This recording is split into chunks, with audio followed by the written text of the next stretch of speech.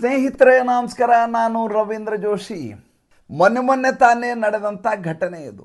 June 2ನೇ ತಾರೀಕು 2026 June 2ನೇ ತಾರೀಕು ನೀರವವಾದ ರಾತ್ರಿ ಬಿಹಾರದ ಪಾಟ್ನಾ ನಗರ ಅಲ್ಲಿರುವಂಥ ಮಸಲ್ಲಾಪುರ್ ಹಾತ್ ಅನ್ನುವಂಥ ಪ್ರದೇಶದಲ್ಲಿರುವಂಥ ಒಂದು ಕೋಚಿಂಗ್ ಸೆಂಟ್ರ್. ಆ ಕೋಚಿಂಗ್ ಸೆಂಟರ್ ಮೇಲೆ ದುಷ್ಕರ್ಮಿಗಳು ಇದ್ದಕ್ಕಿದ್ದ ಹಾಗೆ ಗುಂಡಿನ ಮಳೆಗರೆಯಲಿಕ್ಕೆ ಶುರು ಮಾಡ್ತಾರೆ. ಇದ್ದಕ್ಕಿದ್ದ ಹಾಗೆ ವಾತಾವರಣ ಗಂಭೀರ ಆಗತ್ತೆ. ಒಬ್ಬ ಕಾವಲುಗಾರನಿಗೆ ಏಟಾಗತ್ತೆ. ದುಷ್ಕರ್ಮಗಳು ಇದ್ದಕ್ಕಿದ್ದ ಹಾಗೆ ಪರಾರಿಯಾಗಿಬಿಡ್ತಾರೆ. ಕೋಚಿಂಗ್ ಸೆಂಟರ್ ಮಾಲೀಕ ಪೊಲೀಸರ ಬಳಿ ಹೋಗಿ ಕಂಪ್ಲೇಂಟನ್ನು ಮಾಡ್ತಾನೆ. ಪಕ್ಕದಲ್ಲಿರುವಂಥ ಮತ್ತೊಂದು ಕೋಚಿಂಗ್ ಸೆಂಟರ್ನ ನಿರ್ದೇಶಕ ಮತ್ತು ಆತನ ಸಹಚರರು ಮತ್ಸರದಿಂದ ಅಸೂಯೆಯಿಂದ ತಮ್ಮ ಮೇಲೆ ದಾಳಿಯನ್ನು ಮಾಡಿದ್ದಾರೆ. ತನ್ನನ್ನು ಕೊಲ್ಲುವ ಪ್ರಯತ್ನ ಮಾಡಿದ್ದಾರೆ. ಅವರನ್ನು ಹತ್ಯೆಯ ಸಂಚನ್ನು ಮಾಡಿದರು. ಈಗಾಗಲೇ ಆ ರೀತಿ ಎಲ್ಲರೆದುರಿಗೆ ಹೇಳಿದರು. ಅದರ ವಿಡಿಯೋ ವೈರಲ್ ಆಗಿದೆ. ಆದ್ದರಿಂದ ಅವರನ್ನು ಬಂಧಿಸಬೇಕು ಅಂತ ಹೇಳಿದ್ರು. ಹಾಗೆ ಹೇಳಿದ ತಕ್ಷಣ ಕದಂಕುವಾ ಪೊಲೀಸ್ ಠಾಣೆಯ ಇನ್ಸ್ಪೆಕ್ಟ್ರು ಪಕ್ಕದಲ್ಲಿರುವಂಥ ರೋಷನ್ ಆನಂದ್ ಎನ್ನುವಂಥ ಜ್ಞಾನಬಿಂದು ಕೋಚಿಂಗ್ ಸೆಂಟರ್ನ ನಿರ್ದೇಶಕನಾದಂಥ ರೋಷನ್ ಆನಂದ್ ಮತ್ತು ಇಬ್ಬರು ಸಹಚರರನ್ನು ಬಂಧಿಸ್ತಾರೆ. ಕಾರಣ ಏನು? ಇಂಥದ್ದೊಂದು ಮತ್ಸರ ಉಂಟಾಗಿದ್ದು ಯಾಕೆ ಅಂದರೆ ಕೇವಲ ಒಂದು ವಾರ ಮುಂಚೆ ಮೇ 26, 2026ನೇ ತಾರೀಕು ಈ ಬಿಹಾರ ಪೊಲೀಸ್ ಕಾನ್ಸ್ಟೇಬಲ್ ಭರ್ತಿಯ ಫಲಿತಾಂಶ ಬಂದಿರುತ್ತೆ. 19,838 ಜನ ಭರ್ತಿಯಾಗಿರ್ತಾರೆ, ತೇರ್ಗಡೆ ಹೊಂದಿರ್ತಾರೆ ಪೊಲೀಸ್ ಕಾನ್ಸ್ಟೇಬಲ್ ಪರೀಕ್ಷೆಯಲ್ಲಿ. ಜ್ಞಾನಬಿಂದು ಕೋಚಿಂಗ್ ಸೆಂಟರ್ನವರು ನಾವು 10,000 ಜನ ನಮ್ಮಲ್ಲಿಂದ ಪಾಸಾಗಿ ಹೋಗಿದ್ದಾರೆ ಅಂತ ಅವರು ಪ್ರಚಾರ ಮಾಡ್ತಾರೆ. ಈ ಇನ್ನೊಂದು ಕೋಚಿಂಗ್ ಸೆಂಟ್ರ್ ಯಾರ ಮೇಲೆ ಗುಂಡಿನ ದಾಳಿ ಮಾಡಲಾಗಿದೆಯೋ ಆ ಕೋಚಿಂಗ್ ಸೆಂಟರ್ ಮಾಲೀಕ ತನ್ನ ವಿದ್ಯಾರ್ಥಿಗಳ ಸಂಖ್ಯೆ 12,000 ಜನ ತೇರ್ಗಡೆ ಹೊಂದಿದ್ದಾರೆ, ಪೊಲೀಸ್ ಕಾನ್ಸ್ಟೇಬಲ್ ಆಗಿದ್ದಾರೆ ಅಂತ ಆತ ಎಲ್ಲ ಕಡೆ ಪೋಸ್ಟರ್ಗಳನ್ನು ಪಾಟ್ನಾದ ನಗರಗಳಲ್ಲೆಲ್ಲ ಅಂಟಿಸಿರ್ತಾನೆ. ಈ ಜ್ಞಾನಬಿಂದುದವರು ಈ ಕೋಚಿಂಗ್ ಸೆಂಟರ್ನ ಪೋಸ್ಟರ್ ಮೇಲೆ ತಮ್ಮ ಪೋಸ್ಟರನ್ನು ಅಂಟಿಸಿರ್ತಾರೆ. ಅವ್ರಿಗೂ ಇನ್ನಿಲ್ಲದ ಹಾಗೆ ಘರ್ಷಣೆ ಉಂಟಾಗಿರುತ್ತೆ. ಆ ಘರ್ಷಣೆಯಿಂದಾಗಿ ತನ್ನ ಮೇಲೆ ದಾಳಿಯನ್ನು ಮಾಡಿ ತನ್ನನ್ನು ಮುಗಿಸುವ ಪ್ರಯತ್ನ ಮಾಡಿದ್ದಾರೆ ಅಂತ ಈ ಕೋಚಿಂಗ್ ಸೆಂಟರ್ ಮಾಲೀಕ ಪೊಲೀಸರ ಬಳಿ ದೂರನ್ನು ಕೊಟ್ಟಿರ್ತಾನೆ. ಅದರ ಫಲಶ್ರುತಿಯಾಗಿ ಈ ರೋಷನ್ ಆನಂದ್ ಮತ್ತು ತಂಡವನ್ನು ಬಂಧಿಸಿರ್ತಾರೆ ಪೊಲೀಸರು. ಮಜಾ ನೋಡಿ, 19,838 ಜನ ಪೊಲೀಸ್ ಕಾನ್ಸ್ಟೇಬಲ್ ಆಗಿ ಭರ್ತಿಯಾಗಿದ್ದಾರೆ. ಇವರು ಲೆಕ್ಕ ಕೊಡೋದು, ಒಬ್ಬ ಹೇಳ್ತಾನೆ ನನ್ನ ಇನ್ಸ್ಟಿಟ್ಯೂಟಿಂದ 12,000 ಜನ ಪಾಸಾಗಿದ್ದಾರೆ ಅಂತಾನೆ. ಇನ್ನೊಂದು ಇನ್ಸ್ಟಿಟ್ಯೂಟ್ ಅವ್ರು ಹೇಳ್ತಾರೆ ನಮ್ಮಿಂದ 10,000 ಜನ ಪಾಸಾಗಿದ್ದಾರೆ ಅಂತ ಹೇಳ್ತಾರೆ. ಅಲ್ಲಿಗೆ 22,000 ಜನ ಆಯಿತು. ಇವ್ರು ಹೇಳಿದ್ದಕ್ಕಿಂತ 2,000 ಜನ ಆಯಿತು. ಇದಲ್ಲದೆ 300 ಕೋಚಿಂಗ್ ಸೆಂಟರ್ಗಳಿದ್ದಾವೆ. ಅವರು ತಮ್ಮ ವಿದ್ಯಾರ್ಥಿಗಳು ಎಷ್ಟು ಅಂತ ಅವರು ಡಿಕ್ಲೇರ್ ಮಾಡ್ಕೊಂಡಿರ್ತಾರೆ. ಅಲ್ಲಿಗೆ 1.5-2 ಲಕ್ಷ ಜನ ಪೊಲೀಸ್ ಕಾನ್ಸ್ಟೇಬಲ್ ಆಗಿ ತೇರ್ಗಡೆ ಹೊಂದಿ ಭರ್ತಿಯಾಗಿದ್ದಾರಾ ಎನ್ನುವಂಥ ಪ್ರಶ್ನೆ. ಪ್ರಕರಣ ಇಲ್ಲಿಗೆ ಮುಗಿಯೋದಿಲ್ಲ.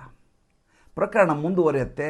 ಪೊಲೀಸರು ತನಿಖೆಯನ್ನು ಶುರು ಮಾಡ್ತಾರೆ. ಏಕೆಂದರೆ ಫೈರಿಂಗ್ ಕೇಸು, ಲೈಸೆನ್ಸ್ ಎಲ್ಲಿತ್ತು, ಯಾವ ಪಿಸ್ತೂಲನ್ನು ಬಳಸಲಾಯಿತು, ಯಾವ ಗುಂಡುಗಳಿದ್ದು, ವಿದೇಶಿ ಕೈವಾಡ ಏನಾದರೂ ಇದೆಯಾ, ಬೇಹುಗಾರಿಕೆ ಇದೆಯಾ, ಎಲ್ಲವನ್ನು ಪರಿಶೀಲನೆ ಮಾಡಲೇಬೇಕು. 5ನೇ ತಾರೀಕು CCTVಯ ಫೂಟೇಜ್ ಸಿಗತ್ತೆ. 2ನೇ ತಾರೀಕು ಪ್ರಕರಣ ಆಗತ್ತೆ. 3ನೇ ತಾರೀಕು ಬಂಧನ ಆಗತ್ತೆ. 5ನೇ ತಾರೀಕು CCTV ಫೂಟೇಜನ್ನು ತೆಗೆಯಲಾಗತ್ತೆ. ತೆಗೆದಾಗ 38 ಸೆಕೆಂಡು ಒಂದು ವಿಡಿಯೋ ಲಭ್ಯ ಆಗುತ್ತೆ. ಇಡೀ CCTV ಫೂಟೇಜಲ್ಲಿ, ಆ ಕೋಚಿಂಗ್ ಸೆಂಟರ್ ಇಡೀ CCTV ಫೂಟೇಜಲ್ಲಿ ಎಲ್ಲಿಯೂ ಕೂಡ ಗುಂಡಿನ ದಾಳಿಯಾಗಿರುವಂಥ ಅಧಿಕೃತವಾದಂಥ ವಿಡಿಯೋಗಳೇ ಲಭ್ಯ ಆಗೋದಿಲ್ಲ. ಒಂದಷ್ಟು ಕಿರುಚಾಟ ಅರೆಚಾಟದ ಸದ್ದು ಬಿಟ್ಟರೆ ಒಂದು 38 ಸೆಕೆಂಡ್ ವಿಡಿಯೋದಲ್ಲಿ ಈ ವ್ಯಕ್ತಿ ಯಾರು ದೂರನ್ನು ಮಾಡಿದಾರಲ್ಲ, ನನ್ನ ಕೊಲೆಗೆ ಪ್ರಯತ್ನ ಮಾಡ್ತಾ ಇದ್ರು ಅಂತ, ಆ ವ್ಯಕ್ತಿ ಗೋಲಿ ಮಾರೋ ಕ್ಯಾ ಹೋತಾ ಮೈ ದೇಖ್ ಲೇತಾ ಹೂಂ ಅಂತ ಹೇಳಿರುವಂಥ ಒಂದು ತುಣುಕು ಸಿಕ್ಬಿಡುತ್ತೆ. ಹಾಗೆ ಸಂಚನ್ನು ಮಾಡಿದ ವ್ಯಕ್ತಿ ಹೆಸರು Khan sir alias Faisal Khan. Khan sir ಹೆಸರು ನಿಮಗೆಲ್ಲ ಗೊತ್ತಿರುತ್ತೆ. ಅತ್ಯಂತ ಹೆಸರಾಂತ, ಅತ್ಯಂತ ಜನಪ್ರಿಯವಾದ, ಅತ್ಯಂತ ಜಗತ್ ಪ್ರಸಿದ್ಧವಾದಂಥ ಯೂಟ್ಯೂಬ್ ಚಾನಲ್. 2.5 ಕೋಟಿ ಜನ ಸಬ್ಸ್ಕ್ರೈಬರ್ ಇರುವಂಥ ಚಾನಲ್ಲು.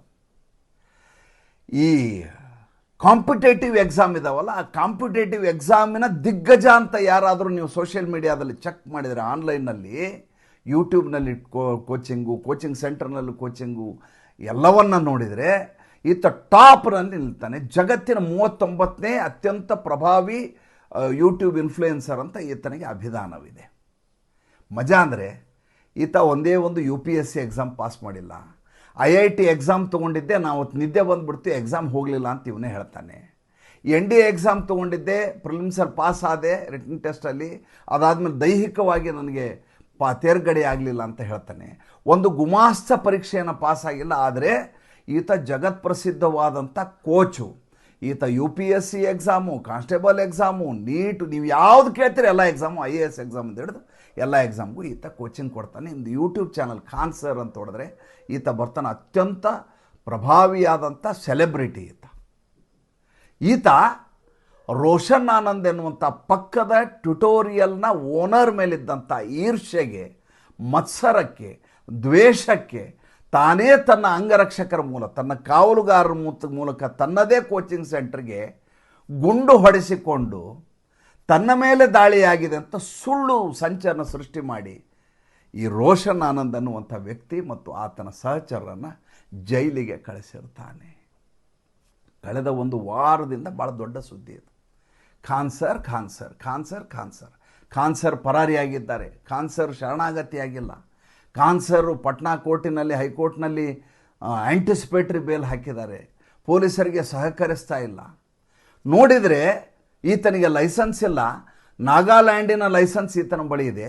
ಈತನದೇ ಪಿಸ್ತೂಲು, ಇನ್ನಿಲ್ಲದ ಹಾಗೆ ಅನಧಿಕೃತವಾದಂಥ ಮಾರಕಾಸ್ತ್ರ ಇಟ್ಕೊಂಡಿರುವಂಥ ಕೇಸನ್ನು ಈತನ ಮೇಲೆ ಕದಂಕುವಾ ಪೊಲೀಸ್ ಠಾಣೆಯಲ್ಲಿ BNS 410/26 ಭಾರತೀಯ ನ್ಯಾಯ ಸಂಹಿತೆ 410/26 ಜೊತೆಗೆ ಈತನ ಮೇಲೆ ಆರ್ಮ್ಸ್ ಆ್ಯಕ್ಟನ್ನು ಈತನ ಮೇಲೆ ಹಾಕಲಾಗಿದೆ. ಅದು ಅತ್ಯಂತ ಗುರುತರವಾದ ಅಪರಾಧ. ಭಾರತ ದೇಶದಲ್ಲಿ ಈ ರೀತಿಯಾಗಿ ನೀವು ಪಿಸ್ತೂಲುಗಳನ್ನು, ಗುಂಡುಗಳನ್ನು, ಮಾರಕ ಆಯುಧಗಳನ್ನು ಇಟ್ಕೊಳ್ಳೋದು ಭಾರತ ದೇಶದಲ್ಲಿ ಭಾಳ ದೊಡ್ಡ ಅಪರಾಧ.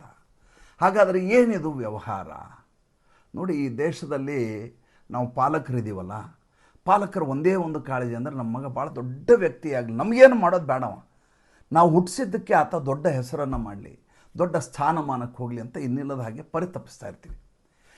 ಈ ದೌರ್ಬಲ್ಯವನ್ನು ಬಳಸಿಕೊಂಡಿರುವಂಥ ದಿಲ್ಲಿಯಲ್ಲಿರುವಂಥ ಸುಮಾರು 300 ಕೋಚಿಂಗ್ ಸೆಂಟರ್ಗಳು, ಪಾಟ್ನಾದಲ್ಲಿರುವಂಥ 100 ಕೋಚಿಂಗ್ ಸೆಂಟರ್ಗಳು, ರಾಜಸ್ಥಾನದ ಕೋಟಾದಲ್ಲಿರುವಂಥ 300 ಕೋಚಿಂಗ್ ಸೆಂಟರ್ಗಳು, ಬಿಹಾರದ ಬೇರೆ ಬೇರೆ ಭಾಗಗಳಲ್ಲಿ ಸಾವಿರಾರು ಕೋಚಿಂಗ್ ಸೆಂಟರ್ಗಳು ಪಾಲಕರನ್ನು ಇನ್ನಿಲ್ಲದ ಹಾಗೆ ರಕ್ತ ಹೀರಿ ದುಡ್ಡನ್ನು ಮಾಡ್ತಾ ಇದ್ದಾವೆ. ಇವರು ಯಾರೂ ಕೂಡ ಪ್ರಕಟಿಸುವಂಥ ಫೋಟೋದಲ್ಲಿರುವ ವ್ಯಕ್ತಿ ಇವರ ಹತ್ರ ಕೋಚಿಂಗೇ ಮಾಡಿರೋದಿಲ್ಲ. ಒಂದು ಉದಾಹರಣೆ ಹೇಳ್ತೇನೆ ನಿಮಗೆ. 2017ರಲ್ಲಿ UPSCಯ ಫಲಿತಾಂಶ ಬಂತು. 990 ಜನ ವಿದ್ಯಾರ್ಥಿಗಳು ತೇರ್ಗಡೆಯಾದರು. 990 ವಿದ್ಯಾರ್ಥಿಗಳಲ್ಲಿ ALS ಅನ್ನುವಂಥ ಇನ್ಸ್ಟಿಟ್ಯೂಟು 244 ವಿದ್ಯಾರ್ಥಿಗಳು ನಮ್ಮ ಹತ್ರ ಕಲ್ಕೊಂಡು ಹೋದದ್ದು ಅಂತ ಹೇಳ್ತಾನೆ. ಇನ್ನು ವಾಜಿರಾಮ್ ಆ್ಯಂಡ್ ರವಿ ಅಂತ ಒಂದು ಇನ್ಸ್ಟಿಟ್ಯೂಟ್ ಇದೆ. ಆ ಇನ್ಸ್ಟಿಟ್ಯೂಟ್ ಹೇಳುತ್ತೆ 460 ಜನ ನಮ್ಮಲ್ಲಿ ಕಲ್ತು ಹೋದರು ಅಂತ ಹೇಳ್ತಾರೆ. ಇನ್ನು ಚಾಣಕ್ಯ ಇನ್ಸ್ಟಿಟ್ಯೂಟ್ ಅಂತ ಒಂದಿದೆ, ಅದು 355 ಜನ ನಮ್ಮ ಹತ್ರ ಕಲ್ತು ಹೋಗಿದ್ದು ಅಂತ ಹೇಳ್ತಾರೆ. ಎಲ್ಲ ಲೆಕ್ಕ ಹಾಕಿದರೆ ಸುಮಾರು 3-3.5 ಸಾವಿರ ಜನ ಆಗ್ತಾರೆ. ಲೆಕ್ಕ ನೋಡಿದರೆ 990 ಜನ ತೇರ್ಗಡೆಯಾಗಿರೋರು. ಹಾಗಾದರೆ ಇವರು ಲೆಕ್ಕ ಎಲ್ಲಿಂದ ಕೊಡ್ತಾರೆ? ಇವರು ಏನು ಮಾಡ್ತಾರೆ ಅಂದರೆ, ಇವರು ಮಾಕ್ ಇಂಟರ್ವ್ಯೂಗಳು ಅಂತ ಮಾಡ್ತಾರೆ, ಮಾಕ್ ಟೆಸ್ಟ್ಗಳು ಅಂತ ಮಾಡ್ತಾರೆ. ಅದಕ್ಕೆ ಯಾರು ಬೇಕಾದರೂ ಹೋಗ್ಬೋದು. ಉಚಿತವಾದಂಥ ಕೋಚಿಂಗ್ ಇರುತ್ತೆ. ಅವತ್ತೊಂದು ದಿವಸ ನಮ್ಮಲ್ಲಿ ಮಾಕ್ ಇಂಟರ್ವ್ಯೂಗೆ ಯಾರು ಬೇಕಾದರೂ ವಿದ್ಯಾರ್ಥಿಗಳು, ಸ್ಪರ್ಧಾಳುಗಳು ಬರಬಹುದು ಅಂತ. ಇದು ಪ್ರಚಾರದ ತಂತ್ರ. ಈ ರೀತಿ ಮಾಕ್ ಇಂಟರ್ವ್ಯೂಗೆ ಅಂತ ಬಂದಾಗ ಆತನಿಗೆ ಕೋಚಿಂಗ್ ಸೆಂಟರ್ ಬಗ್ಗೆ ಪರಿಚಯ ಆಗುತ್ತೆ. ತನ್ನಲ್ಲಿ ಎಂತೆಂಥ ಫ್ಯಾಕಲ್ಟಿಗಳು ಕಲಿಸ್ತಾರೆ ಅನ್ನೋದನ್ನು ಆ ವಿದ್ಯಾರ್ಥಿಗಳಿಗೆ ಹೇಳಲಾಗುತ್ತೆ. ವಿಸಿಟಿಂಗ್ ಕಾರ್ಡ್ ಕೊಡಲಾಗುತ್ತೆ, ಆಫರ್ಗಳನ್ನು ಕೊಡಲಾಗುತ್ತೆ, ಸ್ಕಾಲರ್ಶಿಪ್ ಅಂತ ಹೇಳಲಾಗುತ್ತೆ, ನಮ್ಮಲ್ಲಿ ಅಕೊಮಡೇಷನ್ ಇದೆ ಅಂತ ಹೇಳಲಾಗುತ್ತೆ. ಎಲ್ಲ ಸುಳ್ಳುಗಳನ್ನು, ಭ್ರಮೆಗಳನ್ನು ಎಲ್ಲ ಸೃಷ್ಟಿ ಮಾಡಿ ಇವರಿಗೆ ಒಂದು ದಿವಸದ ಟ್ರೈನಿಂಗ್ ರೀತಿಯಲ್ಲಿ ಕೊಡಲಾಗುತ್ತೆ. ಎಲ್ಲರ ಹೆಸರುಗಳು ನೋಟ್ ಡೌನ್ ಆಗಿರ್ತವೆ. ಇವ್ರು ಯಾರು ಇವ್ರ ಹತ್ರ ಕೋಚಿಂಗ್ ಮಾಡ್ಕೊಂಡಿರಲ್ಲ, ಕೋಚಿಂಗಿಗೆ ಹೋಗಿರೋದೇ ಅಲ್ಲ. ಯಾವಾಗ ಈ ಹೆಸರು ಪ್ರಕಟ ಆಗುತ್ತೋ ಕರೆಕ್ಟಾಗಿ ಟ್ಯಾಲಿ ಮಾಡಲಾಗ್ತಾರೆ. ಟ್ಯಾಲಿ ಮಾಡಿ ಫಲಿತಾಂಶ ಬಂದು 10 ನಿಮಿಷಗಳ ಒಳಗಾಗಿ ಇವರು ಎಲ್ಲ ಕಡೆ ಪೋಸ್ಟರ್ ಹಾಕಿರ್ತಾರೆ, ಎಲ್ಲ ಪೇಪರಲ್ಲಿ ಜಾಹೀರಾತುಗಳನ್ನ ಕೊಡ್ತಾರೆ, ಎಲ್ಲ ಸೋಷಿಯಲ್ ಮೀಡಿಯಾದಲ್ಲಿ ಈ ಫೋಟೋಗಳು ರಾರಾಜಿಸ್ತಾ ಇರ್ತವೆ. ಅದನ್ನು ನೋಡಿದಂಥ ಹೊಸ ಮಿಕಗಳು, ಹೊಸ ಬಲಿಪಶುಗಳು ಇವರ ಬಳಿ ಮನೆ, ಹೊಲ, ಪಿಂಚಣಿ ದುಡ್ಡು, ರಿಟೈರ್ಮೆಂಟ್ ಫಂಡು ತೊಗೊಂಬಂದು ದಿಲ್ಲಿ, ಪಟ್ನಾ, ಕೋಟಾ, ಅಲ್ಲಿ ನೀಟ್ ಎಕ್ಸಾಮ್ ಅಂತ, ಅಲ್ಲಿ IIT JEE ಅಂತ, ಅಲ್ಲಿ ಇನ್ಯಾವುದೋ UPSC ಅಂತ ಒಂದಿಲ್ಲ ಒಂದು ಪರೀಕ್ಷೆ ಹೆಸರಿನಲ್ಲಿ ದುಡ್ಡನ್ನು ಪೀಕ್ತಾರೆ. ಆ ದುಡ್ಡಿನಲ್ಲಿ ಇವರು ವ್ಯವಹಾರವನ್ನು ನಡೆಸ್ತಾರೆ, ದೊಡ್ಡ ದಂಧೆಯನ್ನಾಗಿ ಮಾಡ್ಕೊಂಡಿದ್ದಾರೆ. ಇದರ ಒಟ್ಟು ಮೌಲ್ಯ ಎಷ್ಟು ಅಂತ ಕೇಳಿದರೆ ಗಾಬರಿ ಆಗಿಬಿಡ್ತೀರಿ. ಇದು ಉತ್ಪ್ರೇಕ್ಷೆ ಅಲ್ಲ, 1,00,000 ಕೋಟಿಯಿಂದ 1.5 ಲಕ್ಷ ಕೋಟಿ ರೂಪಾಯಿಗಳ ವ್ಯವಹಾರ ಈ ದೇಶದಲ್ಲಿ ಈ ರೀತಿ ಕೋಚಿಂಗ್ ಸೆಂಟರಿಂದ ನಡೀತಾ ಇದೆ. ಹಾಗಾದರೆ ಸರ್ಕಾರ ಇವ್ರ ಮೇಲೆ ಯಾವುದೇ ರೀತಿಯ ಕ್ರಮ ಕೈಗೊಳ್ಳೋದಿಲ್ವಾ? ಕ್ರಮ ಕೈಗೊಳ್ಳುತ್ತೆ. ಇದಕ್ಕೆ ಕನ್ಸ್ಯೂಮರ್ ಪ್ರೊಟೆಕ್ಷನ್ ಆ್ಯಕ್ಟ್ ಅಂತಿದೆ, CCPA ಅಂತಾರೆ, ಸೆಂಟ್ರಲ್ ಕನ್ಸ್ಯೂಮರ್ ಪ್ರೊಟೆಕ್ಷನ್ ಆ್ಯಕ್ಟ್ ಅಂತ. ಸುಳ್ಳು ಜಾಹೀರಾತುಗಳನ್ನ ಕೊಡಬಾರ್ದು, ಭ್ರಮೆಗೆ ತಗೊಂಡು ಹೋಗಬಾರ್ದು ಗ್ರಾಹಕನನ್ನು. ಆತನಿಗೆ ಅನಗತ್ಯವಾದಂಥ ಆಶ್ವಾಸನೆಗಳನ್ನು ಕೊಟ್ಟು ಯಾವುದೇ ರೀತಿಯ ಜಾಹೀರಾತನ್ನು ಪ್ರಕಟಿಸಬಾರ್ದು ಅನ್ನೋದು ಇವರ ಪ್ರಣಾಳಿಕೆ. ಅದರ ಪ್ರಕಾರ ದೃಷ್ಟಿ IAS ಎನ್ನುವಂಥ ಒಂದು ಈ ಕೋಚಿಂಗ್ ಸೆಂಟ್ರಿಗೆ 2024ರಲ್ಲಿ 3 ಲಕ್ಷ ರೂಪಾಯಿ ದಂಡವನ್ನು ಹಾಕಲಾಗಿದೆ. ಯಾಕೆಂದರೆ ಇವರು ಸುಳ್ಳು ಜಾಹೀರಾತು ಕೊಡ್ತಾ ಇದ್ದಾರೆ.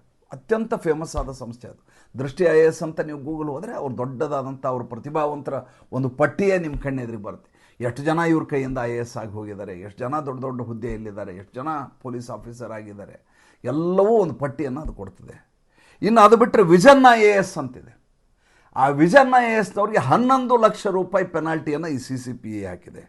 ಇನ್ನು ವಾಜಿರಾಮ್ ಆ್ಯಂಡ್ ರವಿ ಅಂತ ಒಂದು ಇನ್ಸ್ಟಿಟ್ಯೂಟ್ ಇದೆ, ಕೋಚಿಂಗ್ ಸೆಂಟ್ರು, ಅವರಿಗೆ 7 ಲಕ್ಷ ರೂಪಾಯಿ ದಂಡಗಳನ್ನು ಹಾಕಲಾಗಿದೆ. 2026ರವರೆಗೂ ಈ ರೀತಿ ಹಾಕಿದ ದಂಡದ ಒಟ್ಟು ಮೊತ್ತ ಎಷ್ಟು ಅಂದರೆ 2,30,00,000 ರೂಪಾಯಿ ದಂಡಗಳನ್ನು ಈ ರೀತಿಯಾದಂಥ ಕೋಚಿಂಗ್ ಸೆಂಟ್ರಿಗೆ ಹಾಕಲಾಗಿದೆ. ಇಲ್ಲಿ ಏನಾಗತ್ತೆ ಅಂತಂದರೆ, ಯಾರು ಈ ರೀತಿ ಹೆಸರುಗಳನ್ನು ನೋಡ್ಕೊಂಡು ಹೋಗಿರ್ತಾರಲ್ಲ, ಎಷ್ಟೋ ಜನ ಕೀಳರಿಮೆಯಿಂದ ಆತ್ಮಹತ್ಯೆ ಮಾಡ್ಕೊಂಡ್ಬಿಡ್ತಾರೆ. ಎಷ್ಟೋ ಜನ ಓದಲಿಕ್ಕಾಗಲಾರದೆ ಅರ್ಧಕ್ಕೆ ಬಿಟ್ಟು ಊರಿಗೆ ಹೋಗ್ಬಿಡ್ತಾರೆ. ಎಷ್ಟೋ ಜನ ಮನೆಯಲ್ಲಿ ಮುಖ ಹೆಂಗೆ ತೋರಿಸೋದು, 5 ಲಕ್ಷ 10 ಲಕ್ಷ ಊರಿಂದ ಇಸ್ಕೊಂಬಂದೀವಿ ದಿಲ್ಲಿಗೆ, ಅಪ್ಪ ಅಮ್ಮಗೆ ಹೆಂಗೆ ಹೇಳೋದು ಅಂಥೇಳಿ ಮನೆ ಬಿಟ್ಟು ಓಡಿ ಹೋಗಿಬಿಡ್ತಾರೆ. ಅಡ್ರೆಸ್ಗೆ ಸಿಗಲಾರ್ದಂಗೆ ಆಗಿಬಿಡ್ತಾರೆ. ಇನ್ನೆಷ್ಟೋ ಜನ ಕೀಳರಿಮೆಯಿಂದ ನರಳಲಿಕ್ಕೆ ಶುರು ಮಾಡ್ತಾರೆ. ಎಷ್ಟೋ ಜನ ಊರಿಗೆ ವಾಪಸ್ ಹೋಗ್ತಾರೆ, ಅವ್ರು ಎಲ್ಲಿದ್ದಾರೆ ಅಂತ ಗೊತ್ತಾಗಲಾರ್ದ ಅನಾಮಿಕ ಸ್ಥಿತಿಗೆ ಹೋಗ್ಬಿಡ್ತಾರೆ. ಇಷ್ಟೂ ಕೋಚಿಂಗ್ ಸೆಂಟರ್ನ ಉದ್ದೇಶ ದುಡ್ಡನ್ನು ಪೀಕಿಸುವುದಲ್ಲದೆ ಬೇರೆ ಏನೂ ಅಲ್ಲ.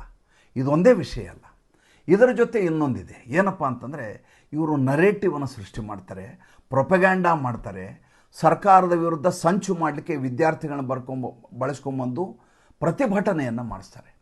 ಮೊನ್ನೆ ತಾನೇ ನಡೆದಂಥ ಕಾಕ್ರೋಚ್ ಪಾರ್ಟಿಯ ಜಂತರ್ ಮಂತರ್ನ ಪ್ರತಿಭಟನೆಯನ್ನು ನೋಡಿದೆ. ಅಲ್ಲಿ ಈ ಚಾನಲ್ನವರು ಇಂಟರ್ವ್ಯೂ ಮಾಡ್ತಾರೆ, ಎಲ್ಲಿ ಓದ್ತಾ ಇದ್ದಾರೆ ಅನ್ನೋಕ್ಕೆ ಅವರೆಲ್ಲ ಕೋಚಿಂಗ್ ಸೆಂಟರ್ ಹೆಸರು ಹೇಳೋರು.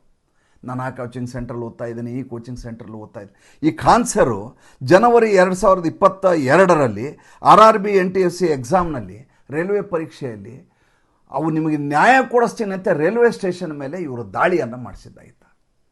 ಸರ್ಕಾರದ ವಿರುದ್ಧ ದಾಳಿ ಮಾಡೋಣ, ನಾವು ಬಿಡಬಾರ್ದು, ವಿದ್ಯಾರ್ಥಿಗಳಿಗೆ ನ್ಯಾಯ ಕೊಡಿಸ್ತೀವಿ.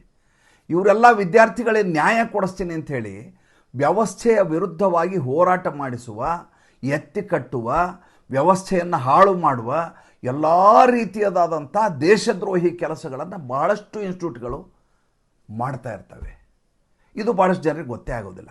ಈ ಪ್ರಕರಣದಲ್ಲಿ ಡಿಸೆಂಬರ್ 2022ಕ್ಕೆ ಈತನ ಮೇಲೆ ಮೊಕದ್ದಮೆ ಆಗಿತ್ತು, ಖಾನ್ ಸರ್ ಮೇಲೆ. ಈತನ ಹೆಸರು ಫೈಜಲ್ ಖಾನ್ ಅಂತ. ಯಾವಾಗ ಈ ಗುಂಡಿನ ದಾಳಿಯ ಪ್ರಕರಣ ಆಯ್ತಲ್ಲ, ಒಬ್ಬ ಮುಸಲ್ಮಾನನ ಮೇಲೆ ದಾಳಿ ಆಗ್ತಾ ಇದೆ ಅಂತ ಈ ದೇಶದಲ್ಲಿ ಒಂದು ಪ್ರೊಪಗ್ಯಾಂಡಾ ಶುರು ಆಯಿತು. ಖಾನ್ ಸರ್ ನರೇಂದ್ರ ಮೋದಿ ಅವರ ವಿರುದ್ಧ ಇದ್ದಾರೆ, ಅದಕ್ಕೆ ಆತನನ್ನು ಹೊಡೆದುರುಳಿಸಲಿಕ್ಕೆ ಪ್ರಯತ್ನ ಮಾಡಲಾಗ್ತಾ ಇದೆ, ಆತನ ವಿರುದ್ಧ ಸಂಚು ನಡೀತಾ ಇದೆ ಅಂತ ಎಡಚರ್ರೆಲ್ಲ ವಿಡಿಯೋ ಮಾಡಿ ಹಾಕಿದರು. ನಾನು ಕಾದು ನೋಡ್ತಾ ಇದ್ದೆ, ಏನಿದೆ ವಿಷಯ ಮೊದಲು ಅರ್ಥ ಮಾಡ್ಕೊಳ್ಳೋಣ. ಸುಮ್ಮನೆ ವಿಡಿಯೋ ಮಾಡೋದಲ್ಲ. ವಿಡಿಯೋ ಮಾಡುವುದ್ರ ಹಿಂದೆ ಏನು ಉದ್ದೇಶ ಅಂತ ನೋಡಬೇಕಲ್ಲ, ಏನಿದೆ ಇದು, ಯಾಕೆ ಹಿಂಗಾಯಿತು, ಸರಿಯಾದಂಥ ಮಾಹಿತಿ ಇಲ್ಲದೆ ವಿಡಿಯೋ ಮಾಡಿ ಜನರನ್ನ ತಪ್ಪು ದಾರಿಗೆ ಕರ್ಕೊಂಡು ಹೋಗಬಾರ್ದು. ಯಾಕಂದ್ರೆ ನನ್ನ ನಂಬಿದಂಥ ಸುಮಾರು 4 ಲಕ್ಷ ಜನ ಸಬ್ಸ್ಕ್ರೈಬರ್ ಇದ್ದಾರೆ, ನನ್ನ ಸಾಮಾಜಿಕ ಪರಿವಾರದ ಬಂಧುಗಳಿದ್ದಾರೆ. ಅವರಿಗೆ ಪ್ರಾಮಾಣಿಕವಾಗಿ ನಿಷ್ಪಕ್ಷಪಾತದಿಂದ ಕೊಡಬೇಕಾದದ್ದು ನನ್ನ ಧರ್ಮ, ಅದು ನನ್ನ ಸಂಕಲ್ಪ ಕೂಡ. ಖಾನ್ ಸರ್ ಬಗ್ಗೆ ವಿಷಯವನ್ನು ತೆಗೆದಾಗ ಈತ ಯಾವ ರೀತಿಯ ಮತ್ಸರದಿಂದ ಕೂಡಿದ್ದಾನೆ, ಯಾವ ರೀತಿಯ ಸಂಚುಗಾರಿಕೆಯನ್ನು ಮಾಡ್ತಾನೆ, ಹೇಗೆ ಮಾರಕಾಸ್ತ್ರಗಳನ್ನ ಇಟ್ಕೊಂಡಿದ್ದಾನೆ, ಹೇಗೆ ತನ್ನ ಕಾವಲುಗಾರರನ್ನೇ ಇಟ್ಕೊಂಡು ತನ್ನ ಮೇಲೆಯೇ ಗುಂಡು ಹೊಡೆಸಿ ಪಕ್ಕದವ್ರನ್ನ ಜೈಲಿಗೆ ಕಳಿಸ್ತಾನೆ ಅಂದರೆ, ಈತ ವಿದ್ಯಾರ್ಥಿಗಳಿಗೆ ಇನ್ನೇನು ಹೇಳಿಕೊಡ್ಬೋದು, ಈತ ಯಾವ ರೀತಿ ಆದರ್ಶ ಅನ್ನೋದನ್ನು ನೀವು ಹೇಳಿ. ಈತನಿಗೆ ಯಾರೋ ಹೇಳಿದ್ರಂತೆ, ನೀನು ಪವನ್ ಸರ್ ಅಂತ ಹೆಸರಿಟ್ಕೋ, ನೀನು ಫೈಜಲ್ ಖಾನ್ ಅಂತ ಹೆಸರಿಟ್ಕೊಂಡ್ರೆ ಜನ ಬರೋದಿಲ್ಲ ಅಂತ. ಅಷ್ಟೊತ್ತಿಗೆ ಈತ ಸರ್ ಸರ್ ಸರ್ ಅಂತ ಖಾನ್ ಸರ್ ಅಂತ ಆಗ್ಬಿಟ್ಟಿದ್ದ. ಒಬ್ಬ ಖಾನ್ ಸರು ಪಾಪ ಇನ್ನೊಬ್ಬ ರೋಷನ್ ಸರ್ ಅಂತ, ರೋಷನ್ ಆನಂದ್ ಇದ್ದಾನೆ, ಆತನಿಗೆ ರೋಷನ್ ಸರ್ ಅಂತ ಹೆಸರು ಹೇಳೋದು. ಅಮಾಯಕನಾದಂಥ ವ್ಯಕ್ತಿಯನ್ನು ಜೈಲಿಗೆ ಕಳಿಸ್ತಾನೆ ಈ ಖಾನ್ ಸರ್. ಈಗ ಆಂಟಿಸಿಪೇಟರಿ ಬೇಲ್ ಸಿಕ್ಕಿದೆ. ಈತ ವಿಚಾರಣೆಗೆ ಹಾಜರಾಗಬೇಕು. ನಾನು ವಿಡಿಯೋ ಮಾಡುವವರೆಗೂ ಈತ ಪರಾರಿಯಾಗಿದ್ದ. ಮುಂದೆ ಈಗ ಕೋರ್ಟಿಗೆ ಹಾಜರಾಗಲೇಬೇಕು, ಹಾಜರಾಗ್ತಾನೆ. ಪ್ರಶ್ನೆ ಅದಲ್ಲ. ಪ್ರಶ್ನೆ ಏನು ಅಂದರೆ, ಇಂಥ ಕೋಚಿಂಗ್ ಸೆಂಟ್ರಿಗೆ ನಮ್ಮ ವಿದ್ಯಾರ್ಥಿಗಳನ್ನ, ನಮ್ಮ ಮಕ್ಕಳನ್ನ ಕಳಿಸ್ತೀವಲ್ಲ, ಎಷ್ಟು ಮಟ್ಟಿಗೆ ಸರಿ ಅನ್ನೋದು ನನ್ನ ಪ್ರಶ್ನೆ. ತಮಗೇನು ಅನ್ನಿಸ್ತು ದಯವಿಟ್ಟು ತಿಳಿಸಿ. ಮತ್ತೆ ಮುಂದಿನ ಸಂಚಿಕೆಯಲ್ಲಿ ಹೊಸ ವಿಷಯದೊಂದಿಗೆ ಬರ್ತೀನಿ. ನಮಸ್ಕಾರ.